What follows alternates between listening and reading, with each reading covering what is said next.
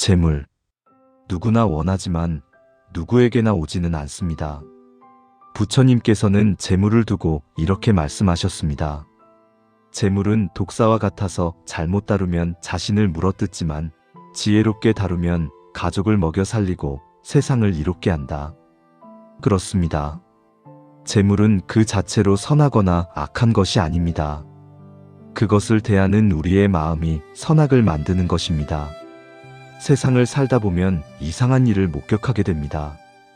똑같이 열심히 일하는데 어떤 사람은 돈이 모이고 어떤 사람은 새어나갑니다. 똑같이 장사를 하는데 어떤 가게는 손님이 끊이지 않고 어떤 가게는 텅 비어 있습니다. 심지어 더 열심히 일하는 사람이 더 가난하고 여유롭게 사는 사람이 오히려 부유한 경우도 많습니다. 이것이 과연 운일까요? 아님 우연일까요? 아닙니다. 부처님께서는 이렇게 말씀하셨습니다. 이 세상에 우연은 없다. 모든 것은 원인과 결과의 법칙을 따른다. 재물도 마찬가지입니다. 재물이 모이고 흩어지는 것에는 반드시 이유가 있습니다. 그것은 바로 업입니다. 부처님께서는 이렇게 말씀하셨습니다. 부자로 태어나는 것은 전생에 보시를 많이 했기 때문이고 가난하게 태어나는 것은 인색하게 살았기 때문이다. 하지만 이것이 숙명론을 의미하는 것은 아닙니다. 과거의 업으로 현재가 정해지지만 현재의 행동으로 미래를 바꿀 수 있습니다. 지금 가난하다고 해서 영원히 가난한 것이 아니고 지금 부유하다고 해서 영원히 부유한 것도 아닙니다. 부처님께서는 이렇게 말씀하셨습니다. 물은 높은 곳에서 낮은 곳으로 흐른다. 재물도 교만한 곳에서 겸손한 곳으로 흐른다. 오늘 이 시간 재물이 붙는 사람과 새는 사람의 결정적인 차이 3가지를 말씀드리겠습니다. 이것은 부처님께서 가르쳐 주신 복을 짓는 법, 업을 바꾸는 법입니다.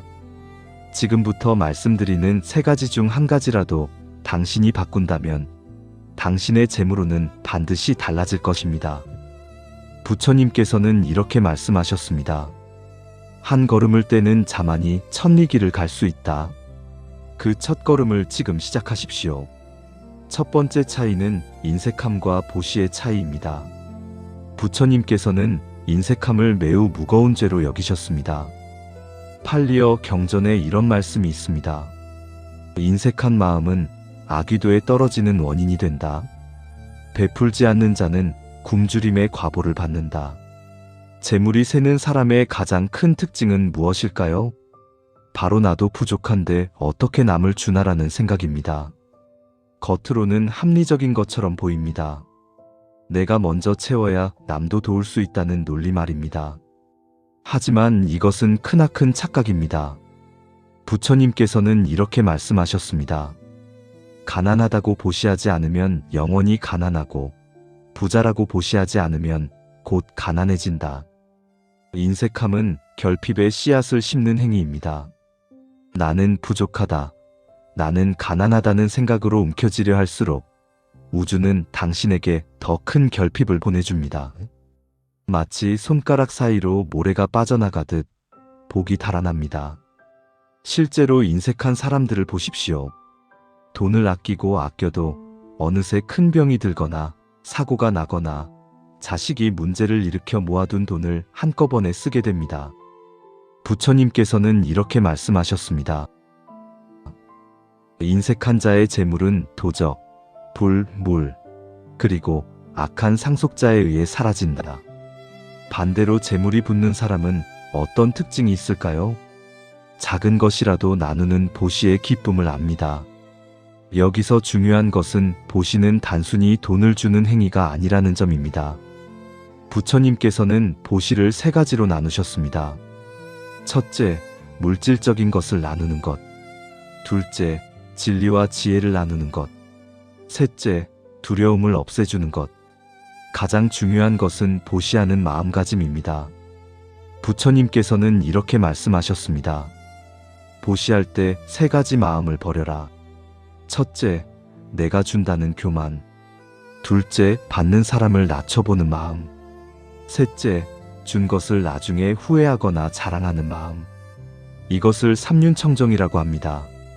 주는 나도 받는 이도 주는 물건도 모두 공하다는 깨달음으로 보시할 때 그것이 진정한 보시입니다.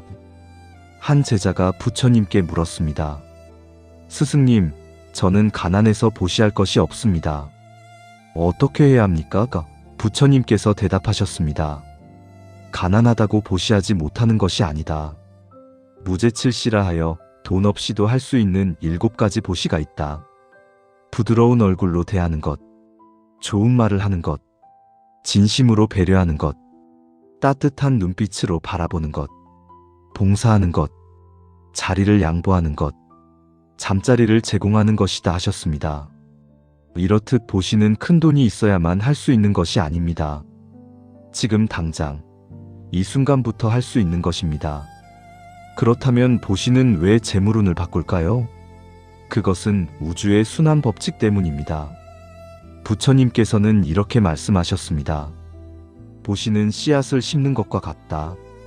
한 알에 씨앗을 심으면 100배, 1000배의 열매를 거둔다. 내가 가진 풍요를 우주로 흘려보낼 때 우주는 더 큰 풍요로 되갚아줍니다. 이것은 미신이 아니라 에너지의 법칙입니다. 움켜쥔 손에는 아무것도 들어올 수 없지만 펼친 손에는 무엇이든 들어올 수 있습니다. 부처님께서는 이렇게 말씀하셨습니다. 손을 펼쳐야 받을 수 있다. 주는 것이 곧 받는 것이다. 실제로 많은 부자들의 이야기를 들어보면 그들이 부자가 된 계기는 베풀기 시작한 때부터라고 합니다. 가난할 때 시작한 작은 기부가 습관이 되고 그 습관이 복의 그릇을 키워 큰 재물을 담을 수 있게 된 것입니다. 부처님께서는 이렇게 말씀하셨습니다. 보시하는 자에게는 5가지 복이 온다. 첫째, 많은 사람이 사랑한다. 둘째, 좋은 사람이 모인다. 셋째, 명성이 퍼진다. 넷째, 재물이 모인다. 다섯째, 천상에 태어난다. 그렇다면 얼마나 보시해야 할까요? 부처님께서는 구체적인 금액을 정해주지 않으셨습니다. 대신 이렇게 말씀하셨습니다. 자신이 쓸 것을 남기고 남는 것으로 보시하라. 하지만 진정한 보시는 자신이 아까운 것을 내놓는 것이다. 중요한 것은 금액이 아니라 마음입니다. 1000원을 주더라도 진심으로 주면 큰 복이 되고 100만 원을 주더라도 자랑하려고 주면 복이 되지 않습니다. 부처님께서는 이렇게 말씀하셨습니다. 과부가 낸 두냥이 부자가 낸 큰돈보다 더 크다. 왜냐하면 과부는 자신의 전부를 냈지만 부자는 남는 것을 냈기 때문이다. 그리고 무엇보다 좋은 말 한마디, 따뜻한 미소를 나누십시오. 부처님께서는 이렇게 말씀하셨습니다. 작은 보시를 무시하지 말라. 물 한 방울 한 방울이 모여 큰 강을 이룬다. 가장 중요한 것은 나누어도 내 것은 줄어들지 않는다는 풍요의 믿음입니다. 이 믿음이 있을 때 우주는 당신을 풍요로운 사람으로 인식하고 더 큰 재물을 보내줍니다. 부처님께서는 이렇게 말씀하셨습니다. 베푸는 자는 복을 얻고 인색한 자는 괴로움을 얻는다. 이것이 우주의 법칙이다. 두 번째 차이는 구업과 감사의 차이입니다. 구업이란 입으로 짓는 업을 말합니다. 부처님께서는 말의 힘을 매우 중요하게 여기셨습니다. 경전에 이런 말씀이 있습니다. 말은 칼보다 날카롭다. 칼은 몸만 자르지만 말은 사람의 마음과 영혼을 자른다. 재물이 새는 사람의 두 번째 특징은 무엇일까요? 입만 열면 돈 없다, 힘들다, 세상 불공평하다며 가난의 주문을 외운다는 것입니다. 많은 사람들이 이것이 단순한 하소연이라고 생각합니다. 말 좀 했다고 뭐가 달라지겠어? 하지만 부처님께서는 이렇게 말씀하셨습니다. 말은 씨앗이다. 네가 뿌린 말에 씨앗이 자라서 너의 현실이 된다. 돈 없다고 반복해서 말하면 그 말이 업이 되어 가난의 과보를 부릅니다. 힘들다고 반복해서 말하면 더 힘든 상황이 찾아옵니다. 불공평하다고 반복해서 말하면 피해자의 삶을 살게 됩니다. 부처님께서는 이렇게 말씀하셨습니다. 입은 화의 문이다. 말을 조심하지 않으면 재앙이 들어온다. 부정적인 말은 내 복의 그릇에 금을 내어 들어온 재물마저 새나가게 만듭니다. 실제로 주변을 보십시오. 늘 불평불만을 입에 달고 사는 사람들은 하나같이 어렵게 삽니다. 반대로 어려운 상황에서도 긍정적인 말을 하는 사람들은 어떻게든 길이 열립니다. 이것은 우연이 아닙니다. 부처님께서는 이렇게 말씀하셨습니다. 내 입에서 나온 말이 내 미래를 만든다. 그렇다면 재물이 붙는 사람은 어떻게 말할까요? 그들은 수의공덕을 쌓습니다. 수의공덕이란 타인의 선행과 성공을 진심으로 기뻐하고 함께 기뻐하는 것입니다. 부처님께서는 이렇게 말씀하셨습니다. 남의 복을 보고 기뻐하면 그 복의 일부가 내게로 온다. 하지만 남의 복을 보고 시기하면 내 복마저 떠나간다. 이것은 매우 중요한 가르침입니다. 많은 사람들이 남의 성공을 보면 시기하고 질투합니다. 저 사람은 운이 좋아서 성공했어. 저 사람은 배경이 있어서 부자가 됐어. 저 사람은 부정한 방법을 썼을 거야. 이런 생각과 말은 당신의 재물운을 막는 가장 큰 장애물입니다. 부처님께서는 이렇게 말씀하셨습니다. 시기심은 자신의 복을 태우는 불이다. 왜 그럴까요? 인과응보의 법칙은 명확합니다. 당신이 내보내는 에너지가 당신에게 돌아옵니다. 남의 성공을 시기하는 마음을 내보내면 시기받는 에너지가 당신에게 돌아옵니다. 남의 실패를 기뻐하는 마음을 내보내면 실패의 에너지가 당신에게 돌아옵니다. 부처님께서는 이렇게 말씀하셨습니다. 미워하는 마음으로 던진 돌은 반드시 자신에게 돌아온다. 반대로 남의 복을 진심으로 기뻐하면 어떻게 될까요? 그 복의 파동이 당신에게도 전달됩니다. 저 사람이 성공해서 정말 기쁘다. 나도 그렇게 될 수 있을 것 같다. 이런 마음을 가지면 그 선업이 당신에게도 복의 인연을 만들어줍니다. 부처님께서는 이렇게 말씀하셨습니다. 기쁨을 나누면 기쁨이 2배가 되고 슬픔을 나누면 슬픔이 반이 된다. 함께 기뻐하면 그것도 복이 된다. 비용 한 푼 들이지 않고도 복을 지을 수 있는 방법이다. 이것이 바로 수의공덕의 놀라운 힘입니다. 직접 보시하지 않아도 남의 선행을 보고 진심으로 기뻐하면 그 공덕을 함께 나눌 수 있습니다. 그렇다면 구체적으로 어떻게 말을 바꿔야 할까요? 첫째, 감사하는 말을 하십시오. 돈 없다 대신 지금 있는 것에 감사하다. 힘들다 대신 배우고 있다. 불공평하다 대신 내 차례가 곧 올 것이다. 부처님께서는 이렇게 말씀하셨습니다. 감사하는 마음은 복을 부르는 자석이다. 둘째, 축복하는 말을 하십시오.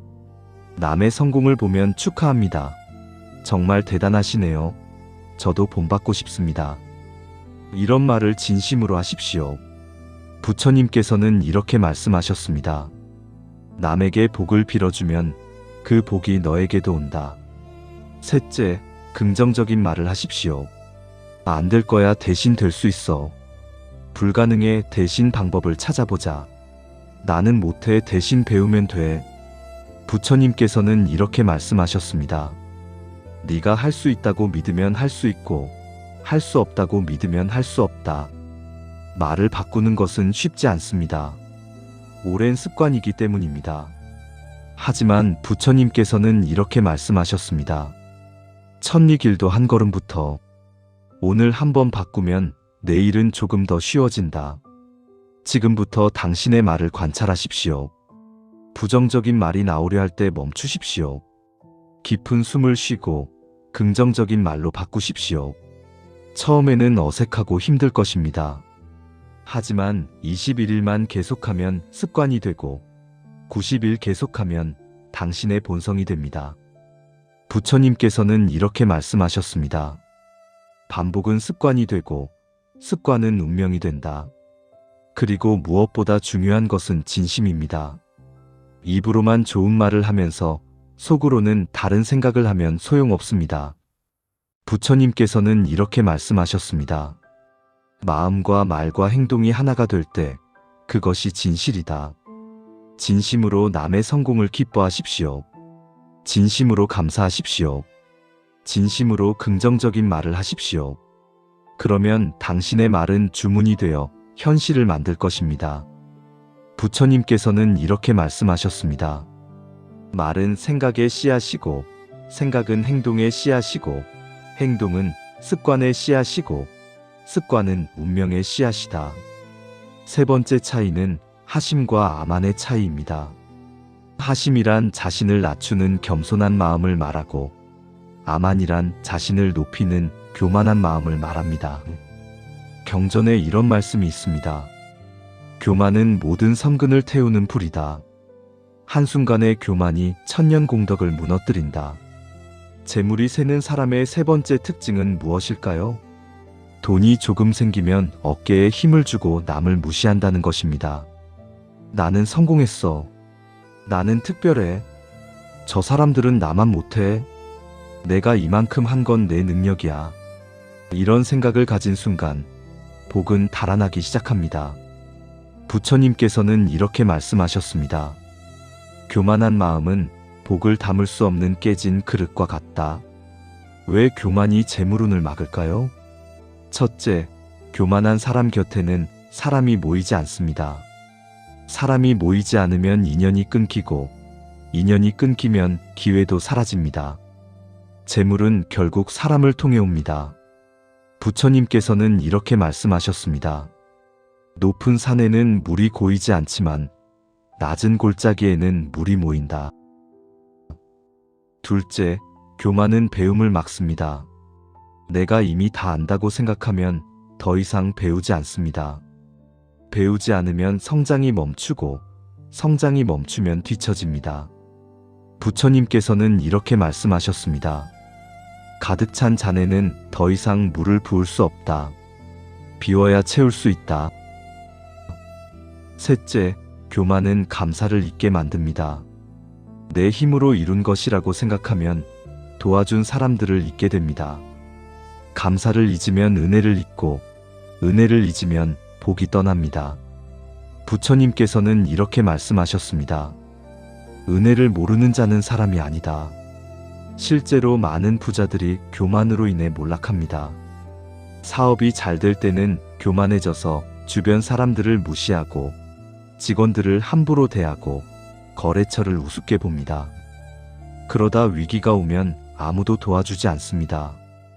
부처님께서는 이렇게 말씀하셨습니다. 높이 오른 자는 크게 떨어진다. 반대로 재물이 붙는 사람은 어떤 특징이 있을까요? 재물이 많을수록 고개를 숙입니다. 더 부유해질수록 더 겸손해집니다. 더 성공할수록 더 감사합니다. 부처님께서는 이렇게 말씀하셨습니다. 하심하는 마음은 모든 복이 모이는 바다와 같다. 진정한 부자들을 보십시오. 그들은 함부로 하지 않습니다. 청소하는 분에게도 정중하게 인사하고, 식당 직원에게도 감사하다고 말하고, 어떤 사람도 무시하지 않습니다. 그들은 알고 있습니다. 모든 사람이 귀하다는 것을, 모든 인연이 소중하다는 것을, 어떤 만남도 우연이 아니라는 것을 말입니다. 부처님께서는 이렇게 말씀하셨습니다. 모든 중생에게 불성이 있다. 모든 일을 부처님처럼 대하라. 한 제자가 부처님께 물었습니다. 스승님, 저는 가난한 사람들을 보면 자꾸 동정심이 듭니다. 이것도 교만입니까? 부처님께서 대답하셨습니다. 동정은 또 다른 형태의 교만이다. 내가 그들보다 낫다는 생각이 숨어 있기 때문이다. 동정이 아니라 자비를 가져라. 자비는 그들과 나를 같게 보는 것이다. 이 말씀은 매우 깊은 의미를 담고 있습니다. 진정한 겸손은 자신을 낮추는 것만이 아니라 모든 일을 같게 보는 것입니다. 부처님께서는 이렇게 말씀하셨습니다. 높고 낮음은 마음이 만든 것이다. 본래 모든 것은 평등하다. 그렇다면 어떻게 하심을 실천할 수 있을까요? 첫째, 모든 성공은 도움 덕분이라는 것을 기억하십시오. 당신이 지금 가진 모든 것은 수많은 인연의 도움으로 이루어진 것입니다.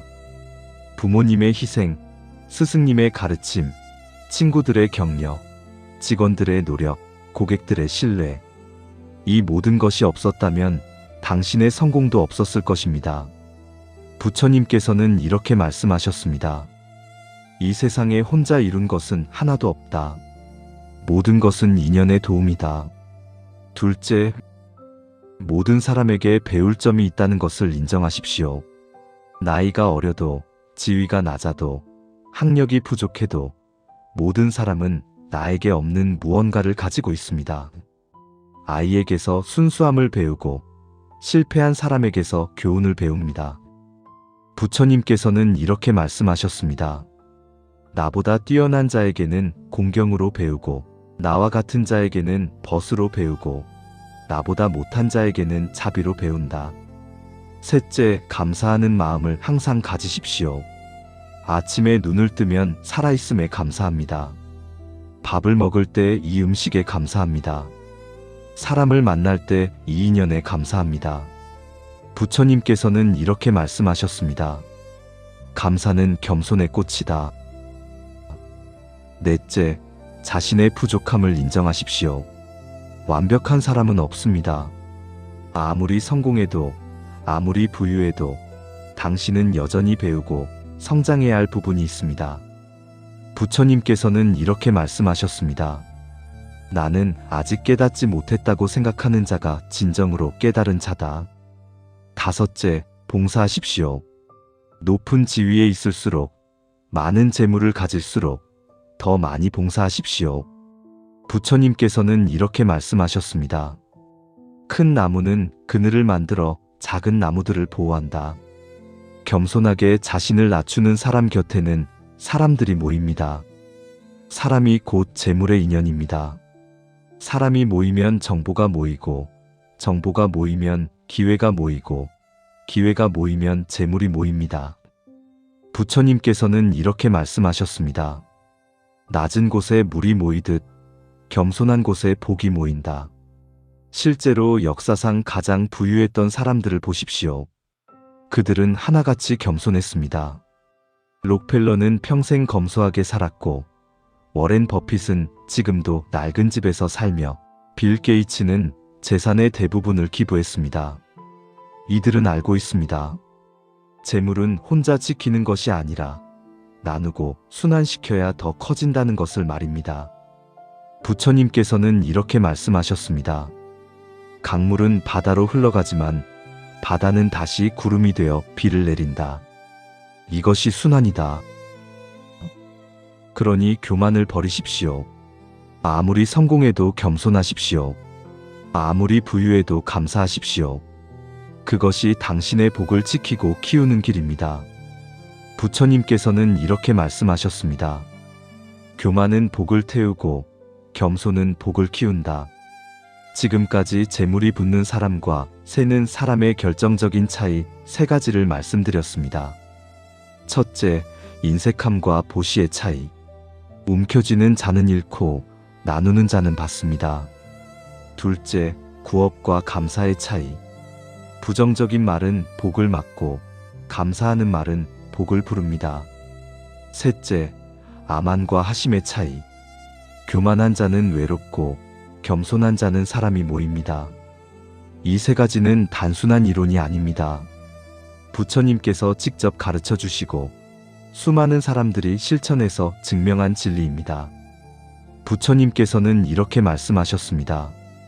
법은 실천하는 자에게만 효험이 있다. 아는 것과 행하는 것은 다르다. 그렇습니다. 아는 것만으로는 부족합니다. 오늘 이 법문을 듣고 좋은 말씀이네 하고 끝내면 아무것도 변하지 않습니다. 실천해야 합니다. 지금 당장, 오늘부터 시작해야 합니다. 부처님께서는 이렇게 말씀하셨습니다. 1000권의 경전을 읽는 것보다 한 가지를 실천하는 것이 낫다. 그렇다면 무엇부터 시작해야 할까요? 세 가지를 한꺼번에 바꾸려고 하면 힘듭니다. 하나씩, 천천히 꾸준히 바꿔가십시오. 오늘부터 작은 보시를 시작하십시오. 1,000원이라도, 좋은 말 한마디라도, 따뜻한 미소라도 나누십시오. 내일부터는 말을 바꾸십시오. 부정적인 말 대신 감사하는 말을, 시기하는 말 대신 축복하는 말을 하십시오. 모레부터는 겸손을 실천하십시오. 높은 자리에 있어도 낮은 마음으로, 많이 가져도 감사하는 마음으로 살아가십시오. 부처님께서는 이렇게 말씀하셨습니다. 천리길도 한 걸음부터 작은 실천이 큰 변화를 만든다. 그리고 기억하십시오. 재물은 목적이 아니라 수단입니다. 재물 자체가 행복을 가져다 주는 것은 아닙니다. 부처님께서는 이렇게 말씀하셨습니다. 재물이 많아도 마음이 가난하면 불행하고, 재물이 적어도 마음이 부유하면 행복하다. 진정한 부는 많이 가진 것이 아니라 만족하는 것입니다. 진정한 복은 고통이 없는 것이 아니라 고통 속에서도 감사할 수 있는 것입니다. 부처님께서는 이렇게 말씀하셨습니다. 족함을 아는 자가 진정한 부자다. 하지만 그렇다고 재물을 포기하라는 말씀은 아닙니다. 재물은 당신이 더 많은 선업을 쌓고 더 많은 사람을 도우며 더 나은 세상을 만들 수 있는 도구입니다. 부처님께서는 이렇게 말씀하셨습니다. 재물은 독사와 같지만 지혜롭게 다루면 약이 된다. 그러니 재물을 추구하되 집착하지 마십시오. 재물을 모으되 베풀 줄 아십시오. 재물을 가지되 감사할 줄 아십시오. 부처님께서는 이렇게 말씀하셨습니다. 재물의 주인이 되지 재물의 노예가 되지 말라. 지금 이 순간에도 우주는 당신을 위해 최선의 것을 준비하고 있습니다. 당신이 받을 복은 이미 정해져 있고 그것이 당신에게 오는 것은 시간 문제일 뿐입니다. 부처님께서는 이렇게 말씀하셨습니다. 선업은 반드시 선과를 맺는다. 때가 되면 저절로 익는다. 그러니 조급해하지 마십시오. 씨앗을 심은 후 매일 땅을 파헤치면 싹이 트지 못합니다. 그저 물을 주고 햇빛을 쬐게 하고 믿고 기다리면 됩니다. 부처님께서는 이렇게 말씀하셨습니다. 인내하는 자에게 복이 온다. 당신의 앞날에 부처님의 자비와 무량한 복덕이 함께하기를 지극히 발언합니다. 당신의 업장이 모두 소멸되고 선업이 가득 쌓이기를 발언합니다. 당신에게 보시하는 기쁨이 찾아오고 감사하는 마음이 넘치기를 발언합니다. 당신의 마음이 겸손하고 말이 자비롭기를 발언합니다. 당신의 사업이 번창하고 재물이 늘어나기를 발언합니다. 그리고 무엇보다 당신이 진정한 행복을 찾기를 발언합니다. 부처님께서는 이렇게 말씀하셨습니다. 모든 중생이 고통에서 벗어나 행복하기를. 당신도 그 행복을 누릴 자격이 있습니다.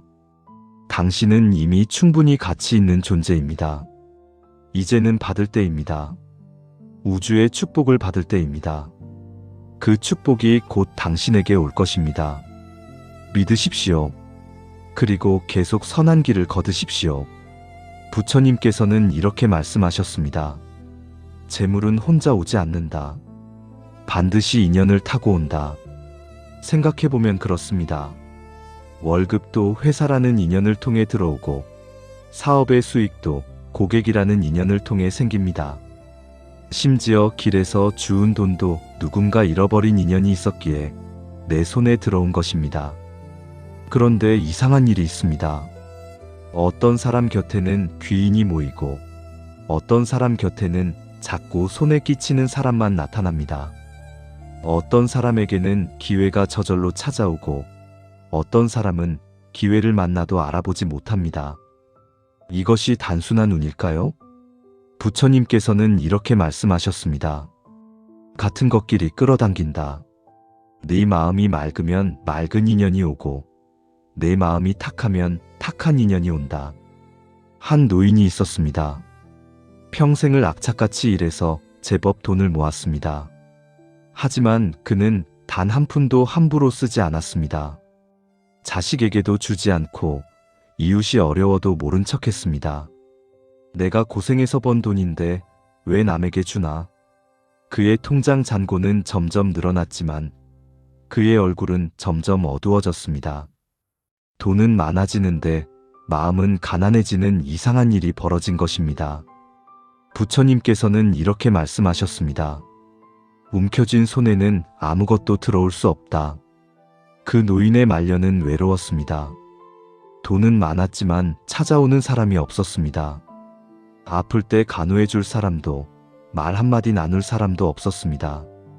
그제야 노인은 깨달았습니다.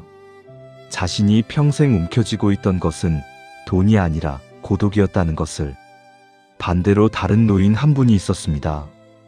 이분도 평생 열심히 일했지만 번 돈이 많지는 않았습니다. 하지만 이 노인은 늘 나눴습니다. 이웃이 어려우면 조금이라도 보태주고 좋은 일이 있으면 먼저 축하해 주었습니다. 내가 가진 게 많지 않아도 나눌 수는 있지. 부처님께서는 이렇게 말씀하셨습니다. 베푸는 자에게 복이 돌아온다. 그 노인의 말년은 풍요로웠습니다. 통장 잔고는 크지 않았지만 마음은 넉넉했습니다. 아플 때는 이웃들이 번갈아 찾아와 돌봐주었고 외로울 틈이 없었습니다.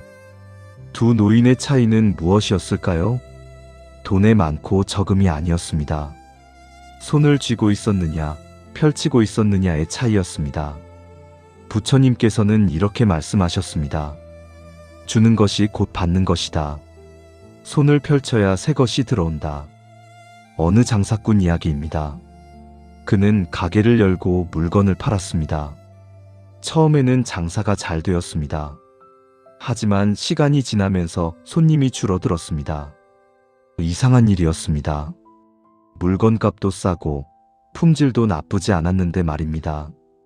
한 현자가 그 가게를 지나다가 들어가 보았습니다. 그리고 금방 이유를 알았습니다. 주인의 얼굴이 찌푸려져 있었습니다. 손님을 대하는 말투가 퉁명스러웠습니다. 물건을 건넬 때도 내던지듯 했습니다. 현자가 물었습니다. 손님이 줄어서 기분이 안 좋으십니까? 주인이 대답했습니다. 그렇습니다. 요즘 장사가 안 됩니다. 현자가 말했습니다. 장사가 안 되어서 얼굴이 굳은 것이 아니라 얼굴이 굳어서 장사가 안 되는 것입니다. 부처님께서는 이렇게 말씀하셨습니다. 화한시라 하여 부드러운 얼굴로 대하는 것도 보시다. 돈이 없어도 할 수 있는 보시가 있습니다. 따뜻한 미소, 정중한 말 한마디, 진심 어린 관심. 이런 것들이 쌓이면 사람들이 모입니다. 사람이 모이면 기회가 모이고 기회가 모이면 재물이 따라옵니다. 부처님께서는 이렇게 말씀하셨습니다. 사람이 곧 복이다. 사람을 소중히 여기는 자에게 재물이 모인다. 다른 이야기가 있습니다. 한 젊은이가 사업을 시작했습니다. 돈도 없고 배경도 없었습니다. 하지만 그에게는 한 가지 특별한 것이 있었습니다. 만나는 모든 사람을 진심으로 대하는 태도였습니다. 거래가 성사되지 않아도 끝까지 정중했습니다.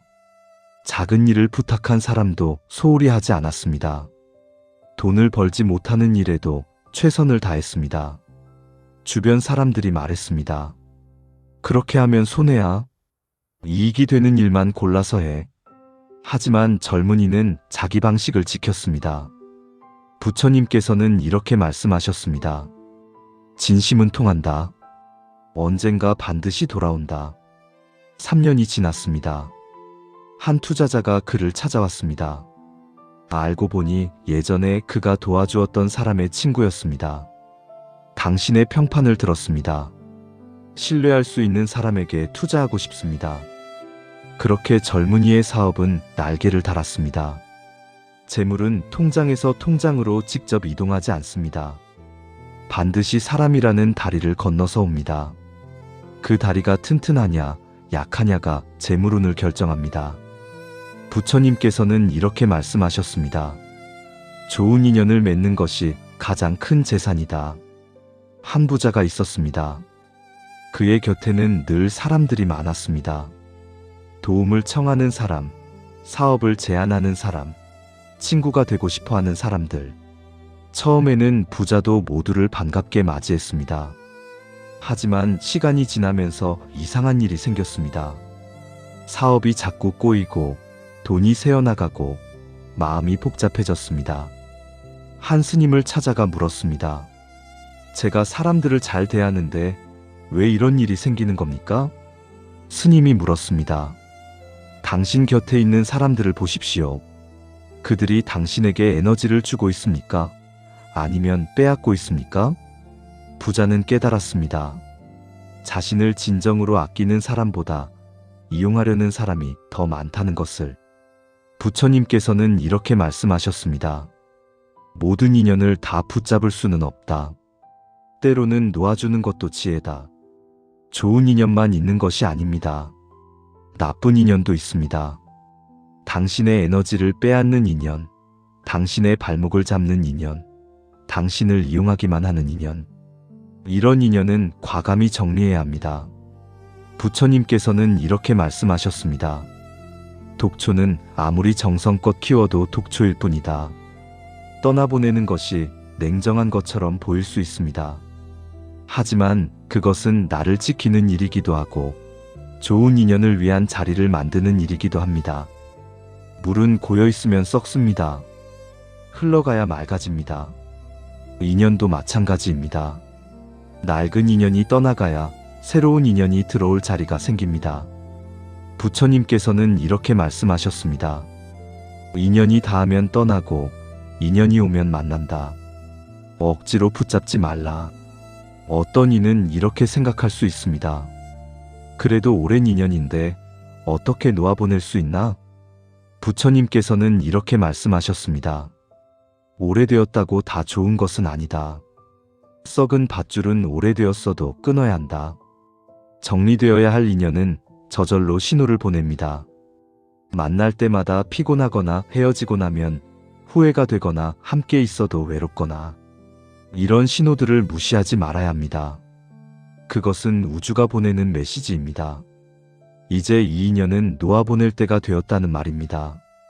재물과 인연에 대한 이야기를 들려드렸습니다. 결국 이 모든 것의 핵심은 하나입니다. 흐름을 막지 말라는 것입니다.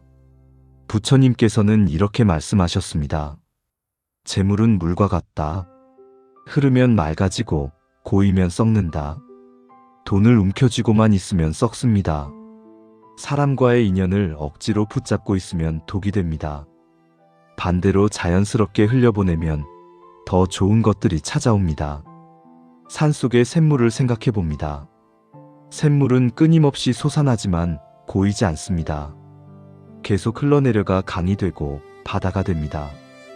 그래서 언제나 맑고 깨끗합니다. 우리의 재물도 우리의 인연도 그래야 합니다.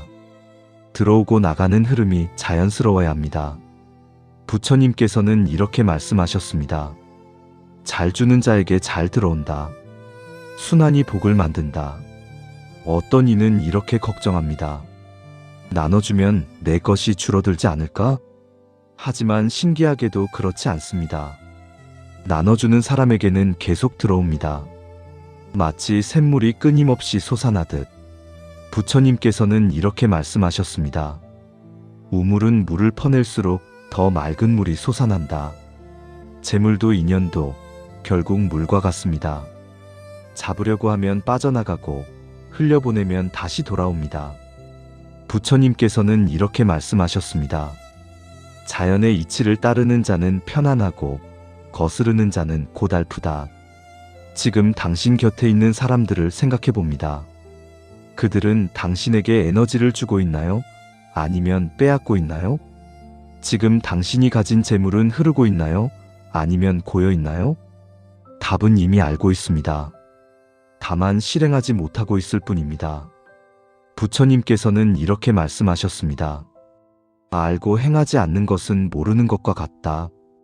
강물이 바다로 가듯, 바람이 산을 넘듯, 구름이 흘러가듯, 우리의 삶도 자연스러운 흐름 속에 있습니다.